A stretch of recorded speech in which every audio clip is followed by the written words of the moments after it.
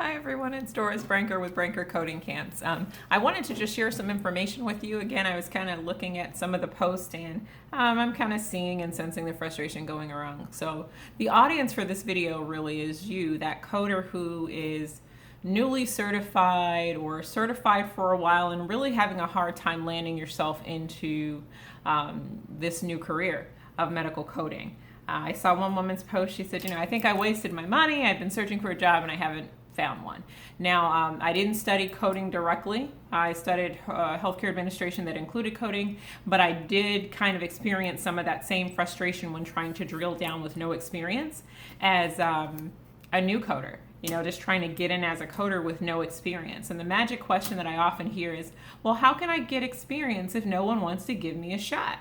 I do market the Project Extern program that the AAPC has. I'm really grateful for that. You might look there. There aren't a whole lot of sites, nationally, but there are sites there that are willing to, so you might want to consider that. But outside of that, let's talk about where you are now. So you've recently become certified. You've paid whatever tuition. Congratulations, you've passed the test. Now, what do? You can't find a job. Hopefully, you start with continuing education. Continuing education is beyond what the AAPC would ask you for. So as you get certified, in case you don't know, hopefully it's not news to you, in order to keep that certification, you are going to need to get some continuing education units. I would encourage you to use some of the sites I give you, because continuing education beyond what the AAPC requires is something that any coder will tell you who's been in this industry is something that never stops. I've been in this field for... Oh my God, how old is my daughter? Not far from 20 years. Wow, yikes. Not far from 20 years. And even in this field, I find myself researching and learning and engaging in continuing education activities, just because it is an industry that's constantly changing. There are new terms coming out. There are new types of codes like quality measures. We didn't know about that several years ago because it wasn't a thing. It's something that's new in the industry. We didn't know about category 3 Pinocchio codes because, again, those are new. So as this industry grows and changes and develops, it's important that we as coders do that as well. So as you are determining, you're new, you don't know where to land because it's all new to you. What can you do? First thing you want to do is, and I know someone's going to look at this video who saw it, she's always talking. She's always talking about anatomy, and it's true. Because anatomy, was a course in the program that I took for my degree, but if you asked me what the ligament of Treitz was until I had it on an operative report, I didn't know what it was, because the level of anatomy is different when you're taking it from a coding perspective versus a nursing perspective versus a physician perspective. So you might need to know what that is, but dig into your anatomy and terminology, the key structures in every organ system, how they do what they do, and how they roll up for that organ system to function. And we are at the information age. We have Google and Bing and all of these resources we can use. So a few sources you can use. YouTube is great. They have a site for operative reports called Surgical Theater. Surgical Theater is fantastic. Some of those are even rolled onto YouTube. I think Surgical Theater requires a membership.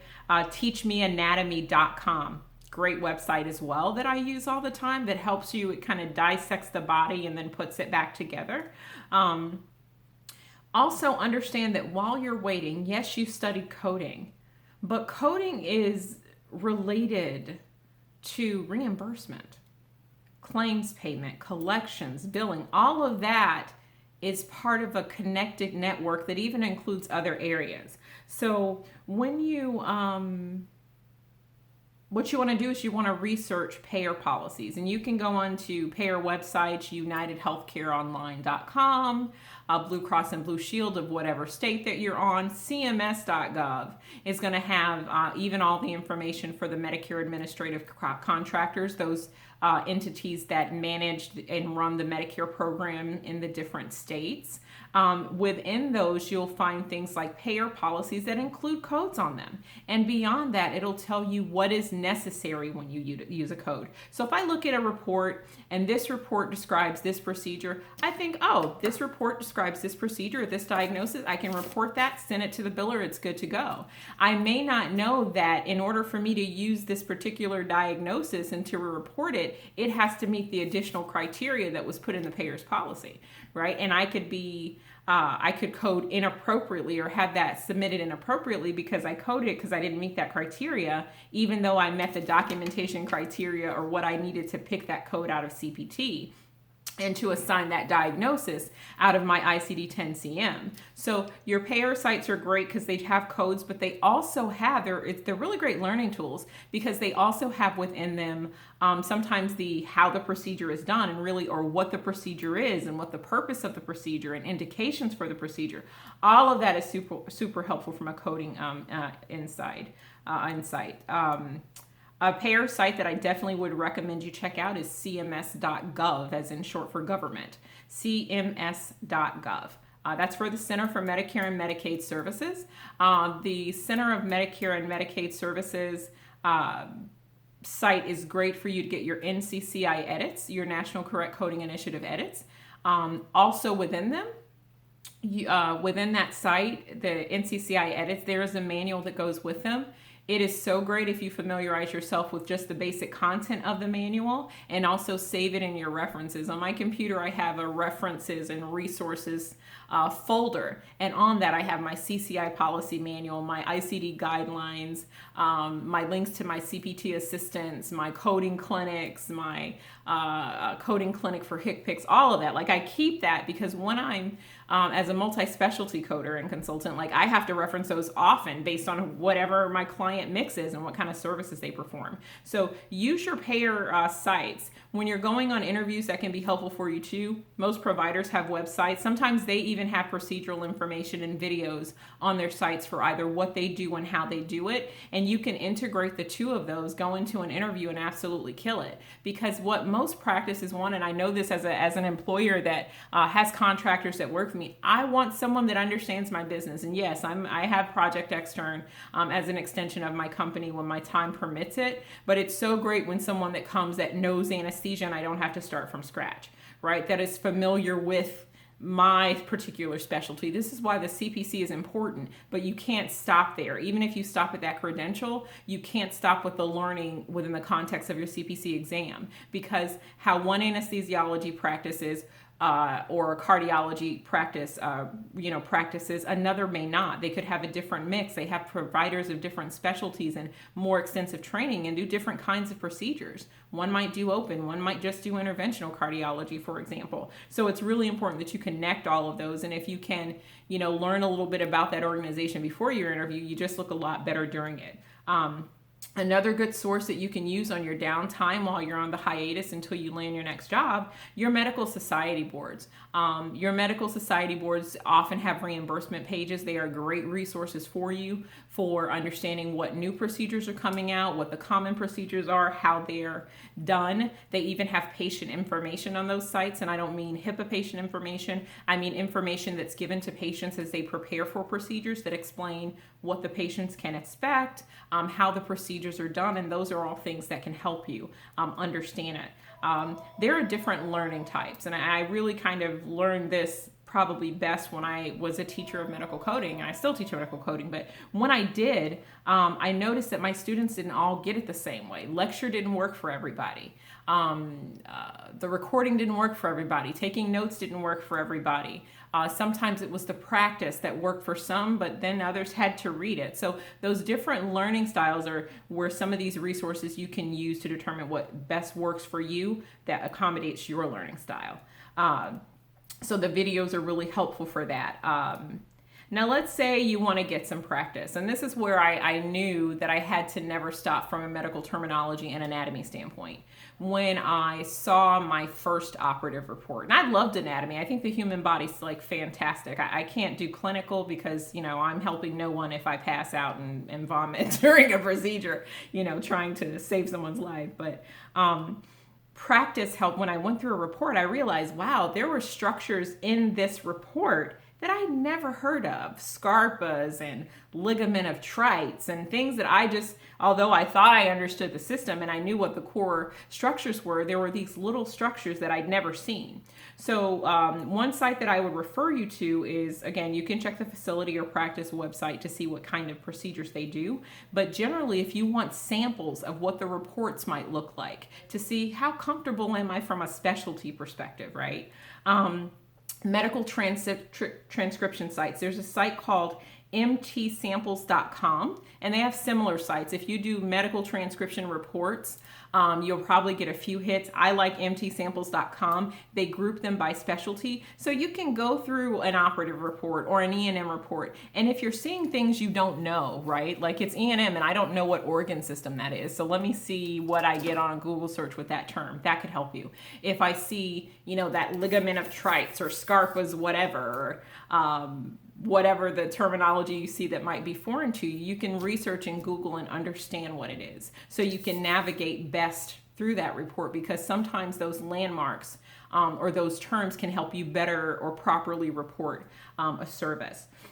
So that's how you can go ahead and get some of your practice.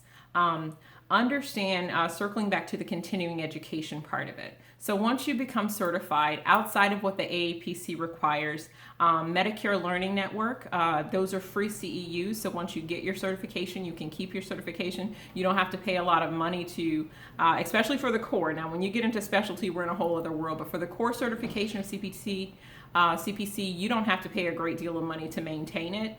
There are many different resources. You might have to pay some, but not as much as you would with the specialty. I did do a survey on the AAPC's page and my LinkedIn page for, I want to find out, like, how are you getting your CEUs? I see some people, I let my certification lapse. And I see that and it breaks my heart, because I feel like it's not an easy exam. None of them are. And you work hard for it, so why let it lapse? And sometimes it might be financial, and people aren't often very vocal about having financial issues. So I want to make sure there are free ways for you to get CEUs to maintain at least your core credentials.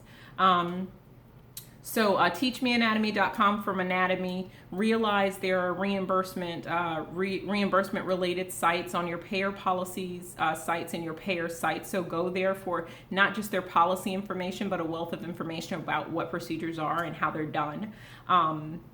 Practice, you can look at medicaltranscription.com and your YouTube videos so you can see how the procedures are done and navigate yourself through an operative report. Go onto YouTube and type in laparoscopic gastrostomy, for example. Then go to mtsamples.com and do laparoscopic gastrostomy and see if you get a hit. So you can visualize what that procedure looks like on the video, and then you can navigate through the report. And once you can connect that and understand it, then you can incorporate something like edits and payer policies, or at the least understand what you're doing, and then be able to navigate through your CPT book. Because if you go for a coding exam, it's highly likely, and you don't have to quality check this, everybody who works in a coding position hasn't necessarily taken a test. That's an organizational decision. But most of us that sit in coding positions have taken coding tests. And you might, especially if you're remote, you're absolutely more likely going to take a coding test, because they don't see you and they definitely want to make sure